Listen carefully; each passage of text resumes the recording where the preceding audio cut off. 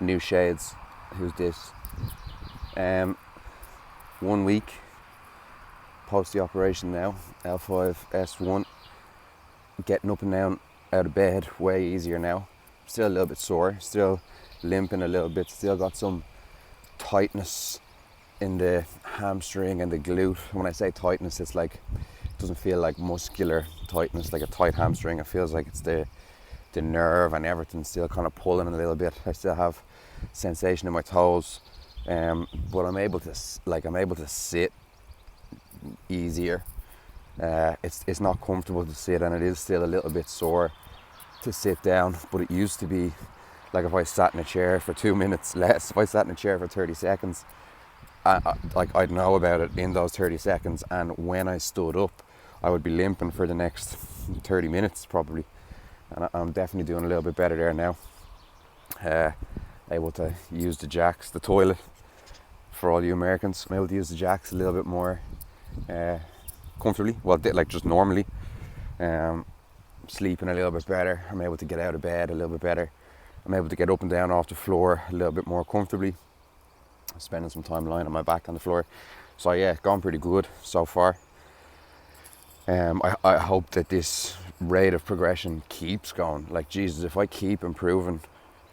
So it's 1 week since the surgery, and in those 7 days, maybe the first 2 or 3 days I didn't really feel much of a difference day to day in terms of improvement, but like since then there's been noticeable, maybe not even in terms of pain. Like the pain is probably still kind of roughly the same. My lower back area is not so sore anymore. Like it was quite tight after the surgery, and that's kind of fine now, but like the pain around the sciatic area is still, now nothing like before the surgery, it's way less than that, but it's still kind of the same as it's been after the surgery, and that's fine. I'm not tractor going by, that's Ireland.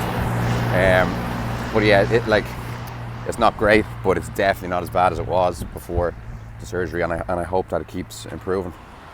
So yeah, that's kind of where I am now, trying to eat healthy, getting as many vits and mins in as I can, trying to stay on the feet as much as I can, not spending any time in bed except for sleeping at night time. If I need to rest lying down, I'm doing it on the floor. I'm doing a few breathing exercises, etc. on the floor as well. There's very little. You see, what's weird is they tell you that you can't do physio, but like you can do quite a lot of breathing exercises. Like you can't go and do push-ups and squats and that type of stuff, of course. You can't bend, you can't twist. But I'm finding there's quite a lot that I can actually do on the floor. I can exercise my shoulders and my neck when I'm on the floor. It doesn't obviously influence my lower back at all. I can exercise my ankles a little bit. I'm doing some range of motion stuff for my toes and for my ankles as best as I can when I'm down there. And I'm trying to now learn a little bit better how to control my diaphragm, and trying to breathe a little bit better through my diaphragm, and try to use the muscles in my core a little bit better. That's definitely a problem that I have. But yeah, like they tell you that you can't do much, and then when you explore, there's actually quite a lot that you can do. So I don't know what other people are doing, just sitting on their holes at home waiting for it to get better. I don't think that's the way to go, you know. I have, before I got the surgery, I invested in like a set of Captains of Crush is the name of the brand, like hand grippers, you know, like you close them in your hand, try to improve your forearm strength and stuff. And I just got this as a bit of a challenge. I wanted to work up to being able to, there's a number 3 that's like, I think it's like fucking 260 something pounds of pressure if you can close it, maybe even more. And you can get certified online if you can post a video of you closing this with both hands. And that's like kind of a long-term goal that I have for myself. But I wasn't even able to close the number 2 one. Number 2 is only 195 pounds of pressure. So I've had these grippers for about 2 weeks. Yesterday was 6 days after the operation, and I closed the number 2 yesterday for the first time. Like I'd never been able to do that before, and here I was 6 days after the operation I'm just able to do that standing up. You know, there was no influence on my core, my lower back. I wasn't doing anything that they told me, no bending, no lifting, no twisting. They didn't say I couldn't absolutely crush grip PR, so I was happy with that. But yeah, there's plenty that you can be up to.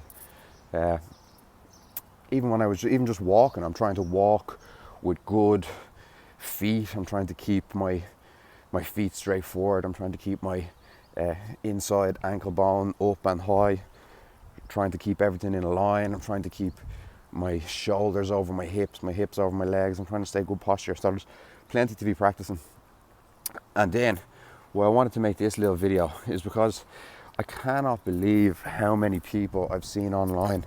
Someone in my position will post a question, and I understand exactly why they're posting the question. They're worried and they're panicked and they just want to meet and talk to other individuals that have either been through the same or are going through the same as them, because it's daunting meeting the big scary doctor. But people are saying, like, I saw an example today on a forum, and someone was saying, hey, this is they're actually talking about their wife, I think. They were like, this is my wife's situation.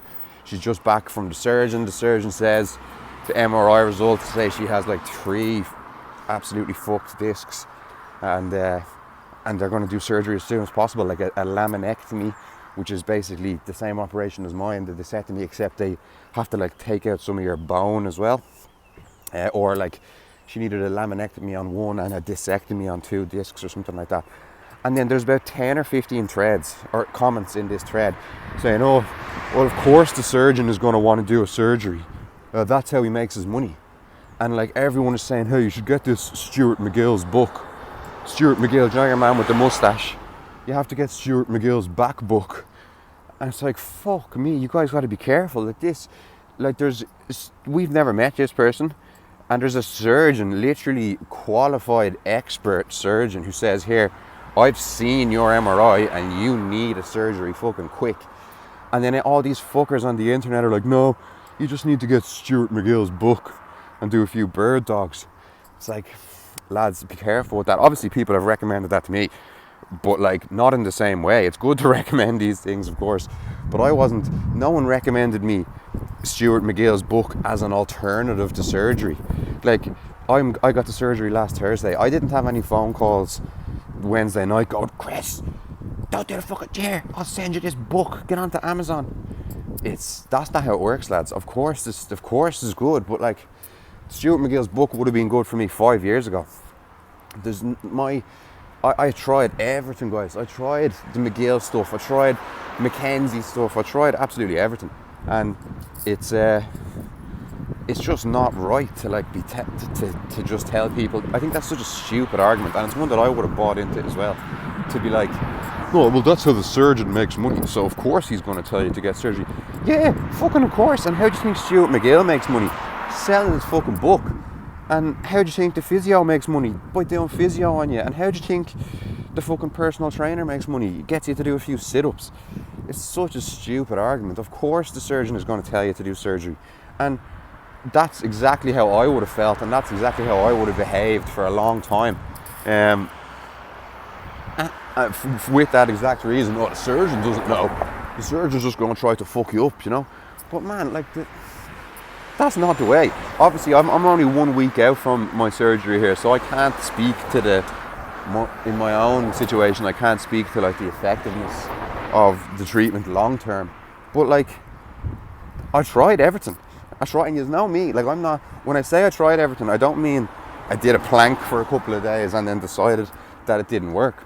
I was at it every day. I was at it every day for hours, and I was trying and trying again. I basically put my whole life, and I will continue to do it, but I put my whole life on hold just to focus on getting better from this. Like, I didn't have to go to work. I didn't have to do anything except try to look after my body and get this better. And I couldn't do it with conservative treatment, with exercise. I couldn't. I tried my best, didn't get any improvement. Actually got fucking worse. So pisses me off a little bit when you see everybody talk about that online, saying, oh, you got to check out, don't be getting the surgery, check out McGill's book. Shut up, yeah? If you need surgery, you need surgery. And if this surgeon, professional, like qualified expert, sees these situations every day of his life, that's his job, studied it, if he's telling you need to get surgery, maybe have a listen to him, yeah, instead of some dope on the internet. But anyway, love yous.